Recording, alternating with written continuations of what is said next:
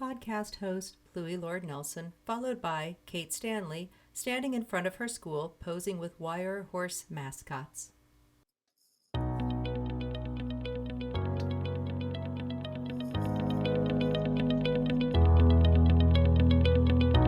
Hello and welcome to UDL in 15 Minutes, where educators discuss their experiences with UDL. I'm Louie Lord Nelson, UDL author and leader. Today I'm talking with Kate Stanley, who's a multi-age 3rd and 4th grade teacher at Madison Elementary School in Madison, New Hampshire. Today, Kate is going to share how she puts agency in the hands of her learners. Hi, Kate, how are you? I'm great. I'm really happy to be here. Oh, awesome. It's great to talk to you. So can you share a bit about your teaching background and your school? Sure. I've been actually teaching for, I think this is my 21st year. Prior to coming to public school, I taught in private childcare centers, teaching anywhere from 13 months to age 6. So I have a vast range of experience. Before I came to public school, the school I teach at now is a rural New Hampshire school. We have about 140 kids, and we are completely multi-age with the exception of kindergarten that stands alone. The outside of Madison Elementary School. Okay, so like first and second are together, third and fourth are together. Is that how it goes? Correct. Yep. And we have at least 2 in each grade level. So it helps with numbers, and it helps with the philosophy behind it is just amazing that kids learn from each other. So it fits really well in with UDL practices. Absolutely. We have, I think, 10 classrooms total. So we're a fairly small school. Yeah. And now your big thing is student agency, like we talked about in the introduction. It's a huge thing. So when you say agency, what do you mean? So agency for me is that give the kids the lessons that they need, teach them the curriculum, but then really let them take it and run with it. The photo shows 4 students working at 4 different tables. One table is low to the ground. All of the students are sitting on different types of chairs. In the way they need to explore it. My students are allowed to go at their own pace. And again, I'm working with 3rd and 4th graders, but they can do it.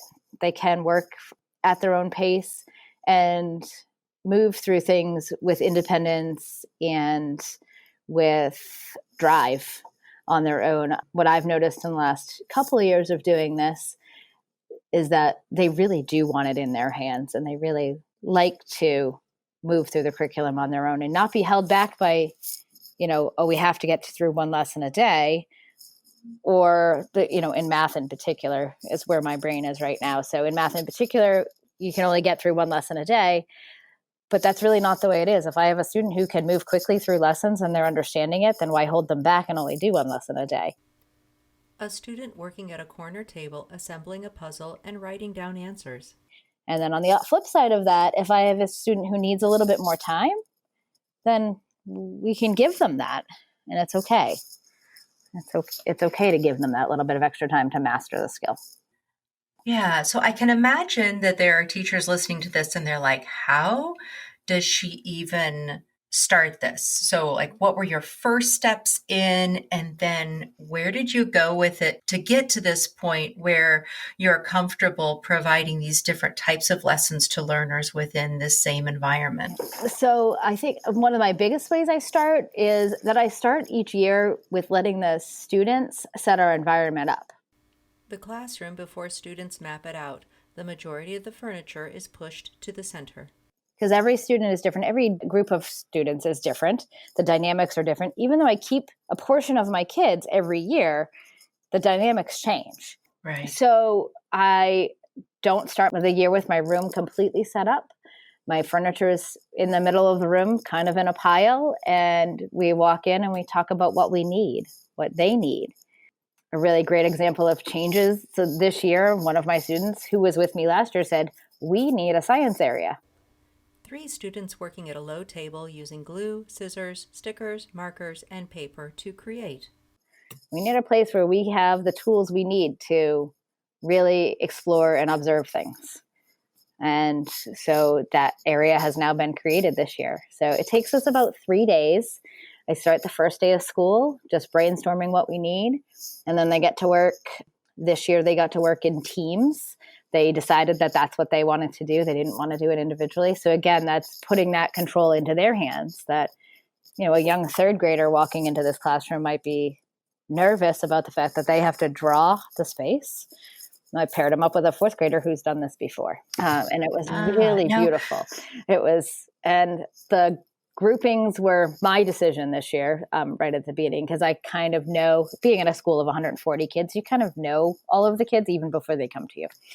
And so I knew who they were and who they might work well with. I also know my fourth graders incredibly well, and I knew where I wanted to see their skills blossom. One team's proposed map of the classroom.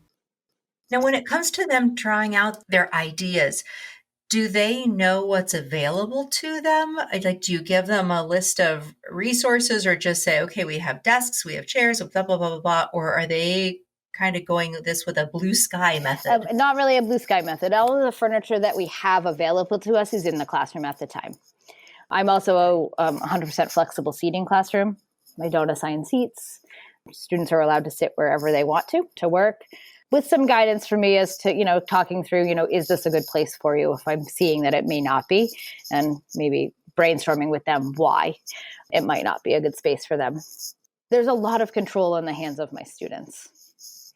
Yeah. So this talks about the furniture. So then how did you shift to the lesson planning part of this and the delivery of instruction? So we're a competency-based school this year for the first time, but I've been working with competencies for the last, actually for as long as I've been here. And I really feel like kids should be able to move through as they need to.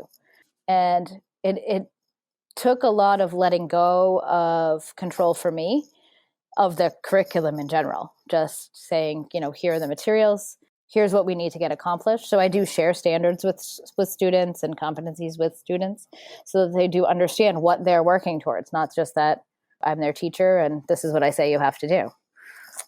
And providing a lot of choice in that. Just last week, I had a student who was working on some back to school math review, and he can add and subtract with regrouping in his head. And typically I'm one who says, oh, you have to show me your work. So I walked over to him and I saw he had just written the answer down on the paper. And I was like, are you going to show your work? And he said, well, no, I did it in my head. And I said, well, can you just tell me how you did it? And he said, sure. And he walked me exactly through what he did. It was exactly what he needed to do. And there's no reason for me to have it in writing. So it's really just putting that into their hands. And it kind of, for those kids who have a hard time writing, it frees them up to be able to just talk through it with me. And so for those educators who struggle with that, what would you say to them? They struggle with that if the students aren't writing it down, then they really can't assess it. So how would you help your colleague move through that? So for me, it was a shift for sure. And I think for me, it's trusting in our students, putting that trust into them that they do know what they're doing and having a conversation with them. Really, it's about building relationships. I think for me, that's what it comes down to. For me, is building relationships with the kids and really knowing them and knowing that which ones can. So I know which ones can talk me through it and I know which ones can't. I know which ones can, who feel more comfortable writing it down and not talking to me about it. And I think just knowing your students is really the place to start, really building those relationships at the beginning. The relaxation place uses the backs of short bookshelves to create a small hallway to the back where there is a low table with a carpet square and a small beanbag. Which is hard when you only have them for a year, but really putting that time in that first 6 weeks of school, building those relationships. Absolutely.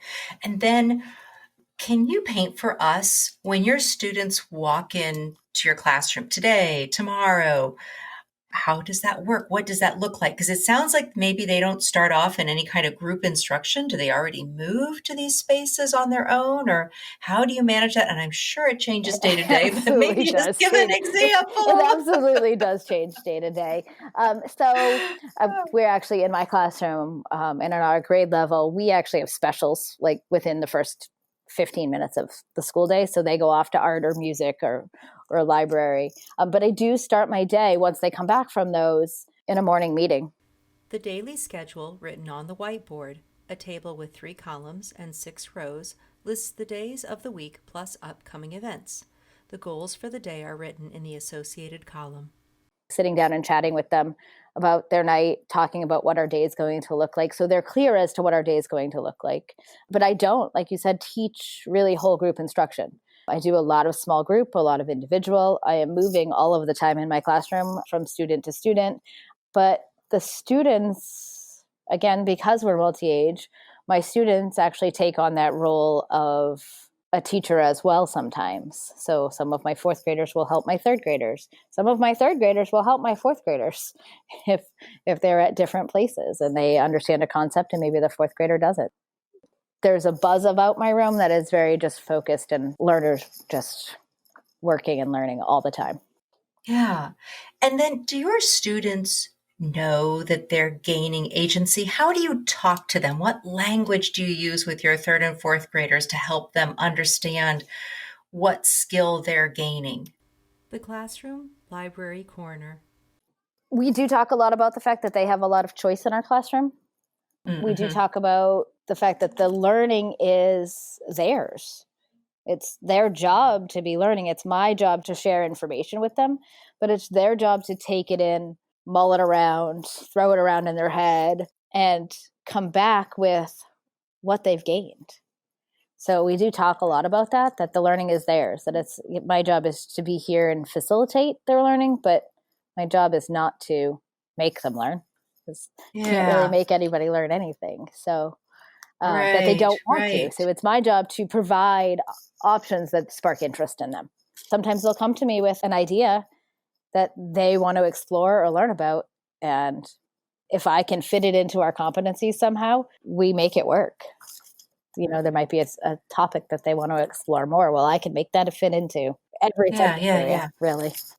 And then one last question, because we haven't really even talked about the whole UDL thing, and we've just got about a minute or minute and a half left in here. But how did UDL advance this for you? Because I know you were already working in this way in a lot of ways, but how did UDL advance this for you? I think it just really changed my lens and really changed the way I look at our curriculums and how we present them to students and how we present maybe even just projects to students. So when I'm planning a unit out, I really take a look at those UDL principles and think about how I'm engaging students. You know, is there enough engagement there for them? Are they going to be interested? And how can they show us what they know?